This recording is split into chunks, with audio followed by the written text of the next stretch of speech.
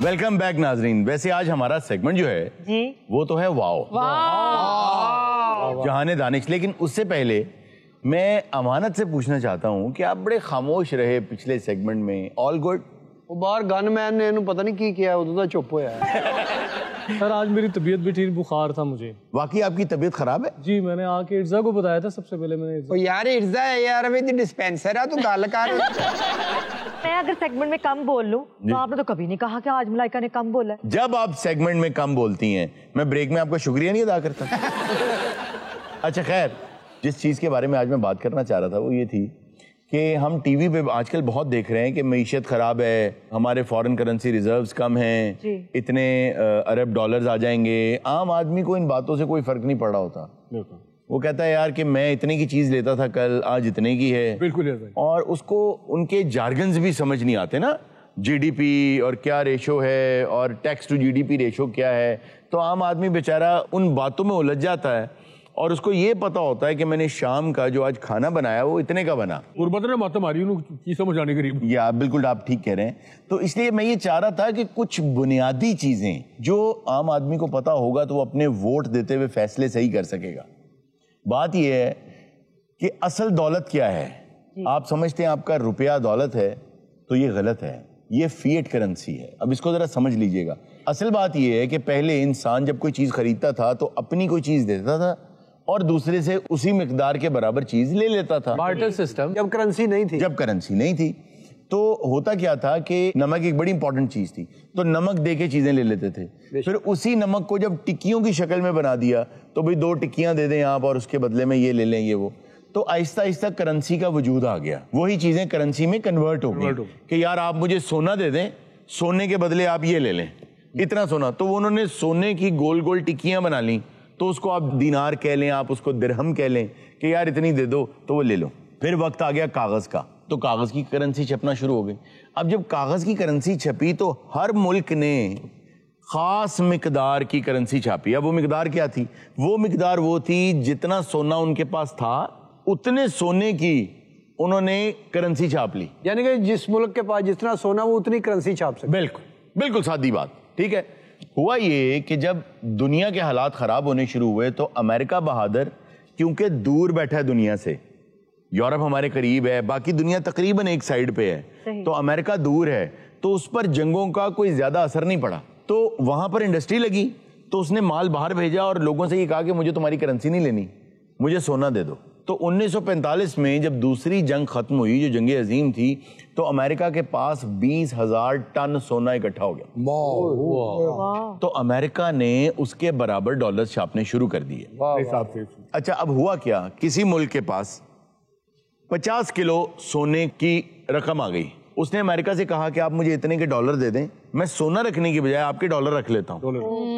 उसको कहते हैं फॉरेन करेंसी रिजर्व्स। कि सोना आपके पास रहेगा, मैं डॉलर रख लेता हूं, उसी को मैं सोना कंसीडर कर लूंगा, उसके बराबर मैं अपने नोट छाप लूंगा। हुआ ये कि 1970 के करीब जितने मुल्क थे ना, उन्हें ये हुआ कि अमेरिका तो जितने मर्जी नोट छाप ले, हमें कैसे पता चलेगा कि अमेरिका के पास उतना सोना है या नहीं जितने डॉलर छापे हुए, क्योंकि उससे कौन पूछेगा।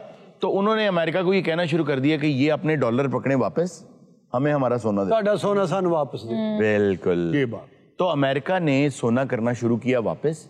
तो अब अमेरिका ने ज्यादा डॉलर छापे हुए थे। तो रिचर्ड निक्सन ने 1971 में एक तकरीर की, उसने कहा कि आज के बाद मेरे पास कुछ भी नहीं है, मैं आज के बाद आपको कभी सोना नहीं दूंगा डॉलर के बदले, भाड़ में जाओ तुम।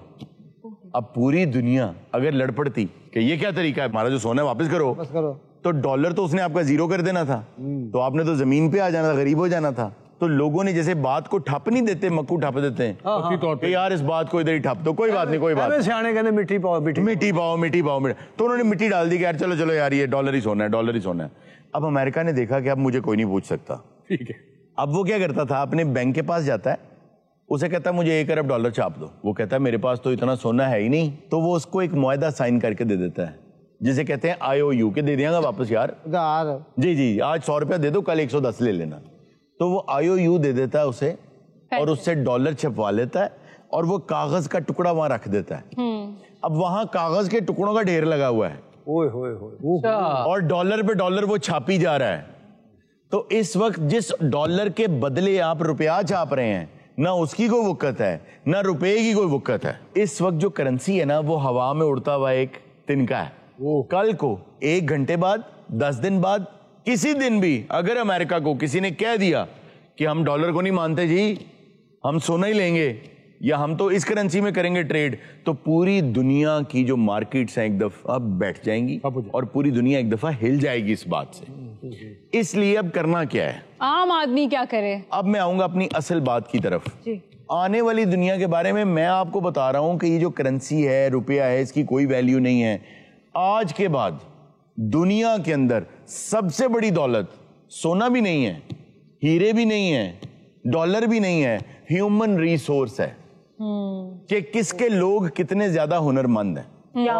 آج سے 10 سال بعد وہی ملک سب سے آگے ہوگا جس کے لوگ ہنر مند ہوں گے. ہنر مند لوگ بھی تو یہیں سے اٹھ کے امریکہ ہی جا رہے ہیں نا. یہی بات ہے, آپ دیکھ لیں آسٹریلیا, امریکہ, کہیں کے بھی آپ امیگریشن کے رولز اٹھا لیں, وہ کیا مانگتے ہیں؟ ہنر مند لوگ, سکلڈ لیبر مانگتے ہیں, سکلڈ لوگ مانگتے ہیں. ہمارا پرابلم یہ ہے کہ ہم ویلڈر کو لک ڈاؤن اپون کرتے ہیں. ہم کہتے ہیں یار یہ بھی کو کام ہے یار, میرا بچہ پڑھ لکھ کے ویلڈر بنے گا. او بھائی لاکھوں ڈالر کما رہے ہیں بڑے بڑے ویلڈرز دنیا کے. جدو بوا ٹوٹا ہوندا ویلڈر تے پیری پے ہوندے. گلا تو میں ایک فیصلہ کر لیا, میں اپنے منڈے نوں سکولوں ہٹا کے ورک شاپ پاؤن لگا. ہنر سے کوئی گل نہ ہوئی. اچھا یہ دیکھو میں تمہارا ساتھ دوں گا اگر تم اسے اسکول سے نہ اٹھاؤ اور اس کو ورک شاپ گھر میں بنا کے دو. 2.5 مرلے کا مکان ہے تو گڈیاں دی ورک شاپ پا لو. یہ جتنی ملٹی نیشنل فوڈ چینز ہیں وہ جتنی بھی یو ایس میں ہے وہاں پہ بچے کام کرتے ہیں. یہاں پہ آپ دیکھ لیں کوئی ٹین ایجر کسی فوڈ چین میں کام کر رہا ہو, ماں باپ نے لان تان کر کے بیچارے کو مار دینا. مجھے واقعی آپ کی بات سے یاد آ گیا کہ ابراہیم لنکن جو تھا, جو امریکہ کا پریزیڈنٹ تھا, اس کے والد صاحب موچی تھے. تو اب کرنا کیا ہے آپ نے, اگر آپ کوبلر بھی ہیں نا, اگر آپ موچی بھی ہیں, اگر آپ شو پالشر بھی ہیں, تو آپ سے بہتر شو پالشر پھر آپ کے علاقے میں ہونا نہیں چاہیے. اگر آپ ویلڈر ہیں تو آپ سے بہتر ویلڈر ہونا نہیں چاہیے. اگر آپ درزی ہیں تو آپ کے علاقے میں آپ سے اچھا درزی ہونا نہیں چاہیے. اگر آپ چائے بناتے ہیں تو آپ سے اچھی چائے کوئی بنائے ہی نہیں. اتنی اچھی چائے بنائیں آپ کا اپنا منہ چینک جیسا ہو جائے. پڑھیاں لکھیاں گوڑیاں گلاں تسی کردے رہندے ہو. اج کل روزے نے کم دی گل کرو, اچھے پرونٹھے کتھوں ملدے نے, ودیا حلیم کتے بندی ہے. یہ گلاں دا بھی اکانومی نال کوئی تعلق ہے اچھے پروٹھیاں دا؟ یار دیکھو اس کو یہی سمجھ آئیے کہ اگر آپ پراٹھے بناتے ہیں تو آپ سے اچھے پراٹھے کوئی نہ بناتا. اگر کوئی بنا بھی لینا تو کھا کے من ہونا نہیں, کچھ بھی نہیں ہوگا. اچھا سر اج بھی مطلب تسی کہندے نا کہ کوئی چیزاں نے جڑیاں پیسیاں نال نہیں ہوندیاں, کوئی چیز دیو تے کچھ لے لو. جی جی جس طرح وہ محلے چ نہیں ہوندے پرانے کپڑیاں تو بھانڈے لے لو. جی جی جی جی ہوتا تھا یہ. پرانے لے لیندیاں جوتیاں دا مرونڈا جے. جی جی جی جی اے گوگے دی امی نے اینو دیتا ہے جی, انہیں 6 کپ ٹوٹے دیتے. کہندی پا کپ ویکھ, کہندی منڈا ویکھ. گوگے کوئی جواب دیں یار. جواب کہدا جڑی صحیح گل دا کہدا جواب. ناظرین یہ تھا آج کا شو, انشاءاللہ آپ سے ملاقات ہوگی نیکسٹ شو میں. اپنا بہت سا خیال رکھیے گا. اللہ حافظ.